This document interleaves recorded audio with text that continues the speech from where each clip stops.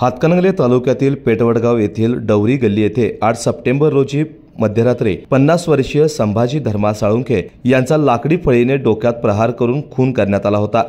या घटनेची गांभीर्याने दखल घेऊन पोलीस अधीक्षक योगेश कुमार गुप्ता यांनी स्थानिक गुन्हे अन्वेषण शाखेच्या पथकाला कारवाईच्या सूचना दिल्या होत्या।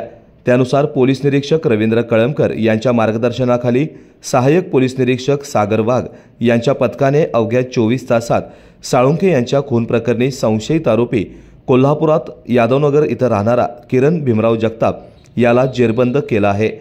शाब्दिक वादावादीतून किरण जगताप याने हा खून केल्याची कबुली दिली असून पुढील तपासासाठी त्याला वडगाव पोलिसांच्या ताब्यात देण्यात आला आहे। या कारवाईत पोलीस अंमलदार सुरेश पाटील, रुपेश माने, राम कोळी, विनोद कांबळे, राजेंद्र वरंडेकर, संदीप पाटील, अमित सरजे यांनी सहभाग घेतला होता। केके न्यूज साठी हातकणंगलेहून सचिन लोंढे। डॉक्टरांनी ॲडमिट होण्याचा सल्ला दिलाय, पण स्पेशल रूम परवडत नाही। मग टेन्शन घेऊ नका।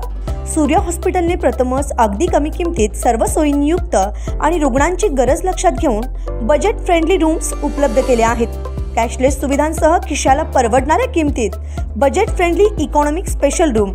पत्ता कोंडावळ चौक, लक्ष्मीपुरी, कोल्हापूर। संपर्क 9822 63 54 69।